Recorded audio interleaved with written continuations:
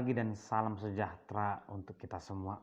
Bapak Ibu saudara terkasih, di pagi hari ini kita berjumpa kembali untuk mendengar firman Tuhan yang mengajarkan tentang keberadaan kita di hadapan Tuhan.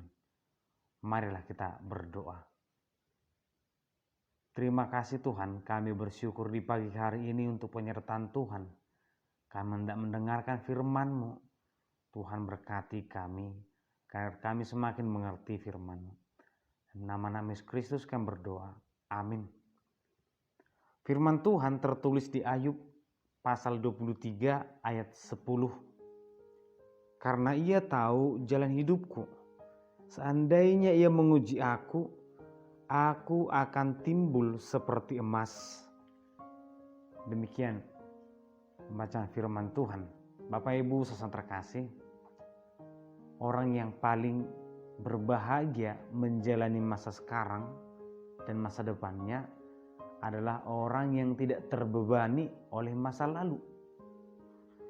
Dan orang yang paling sulit berbahagia itu karena dia terikat oleh masalah-masalah ataupun masalah dia sebelumnya.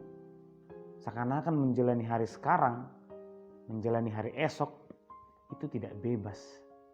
Dalam firman Tuhan ini, keberadaan seseorang dengan imannya itu mempengaruhi bagaimana dia menjalani masa depannya.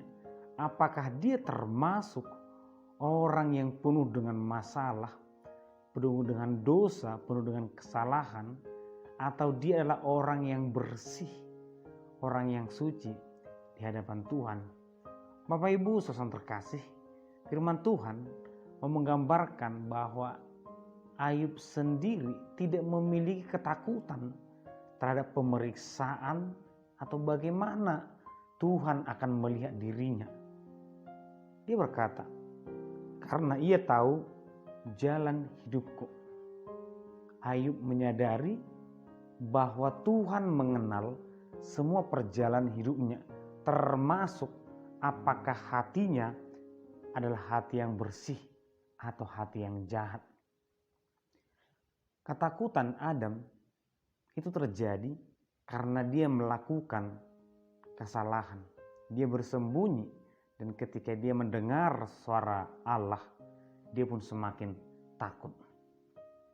Seseorang yang memiliki kesalahan dalam hidupnya, dia akan seperti dikejar-kejar oleh bayangannya.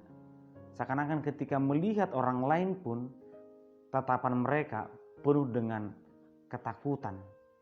Tetapi masalah yang terjadi kepada Ayub pada saat itu pun, itu tidak membuat dia takut, dia tidak membuat berpikiran negatif. Karena terkadang ketika seseorang menghadapi masalah, dia akan menghubungkannya dengan hal-hal yang sebenarnya tidak perlu. Apakah ini karena aku melakukan kesalahan? Apakah ini karena aku memiliki dosa? Tetapi bagi Ayub, apapun yang terjadi tidak pernah bertanya, mengapa ini Tuhan? Ada apa ini Tuhan? Apa salahku Tuhan? Tapi yang dia lakukan adalah, aku berserah kepadamu Tuhan. Bahkan dia berkata, Tuhan yang memberi, Tuhan yang mengambil, dan tetaplah terpuji Engkau Tuhan. Oleh karena itu Bapak Ibu saudara terkasih, dari Ayub kita belajar bagaimana mempersiapkan diri di hadapan Tuhan. Jika kelak Tuhan menjemput kita, sudah bagaimana kita di hadapan Tuhan, agar kiranya kita tidak benar di hadapan manusia, tapi kita benar di hadapan Allah.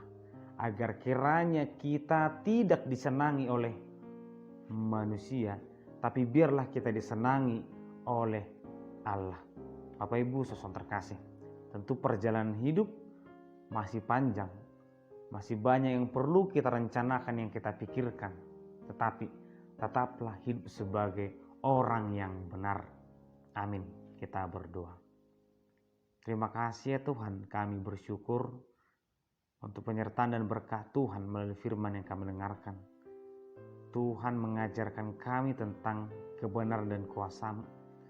Biarlah kami semakin menyadari keberadaan kami di hadapan-Mu Tuhan. Kami adalah umat yang Engkau selamatkan, Engkau tuntun. Tuntun kami selalu Tuhan. Dalam nama anak Yesus Kristus kami berdoa. Amin. Anugerah dari Tuhan Yesus Kristus, kasih setia Allah Bapa, dan persekutuan Roh Kudus kiranya menyertai kamu sekalian. Amin.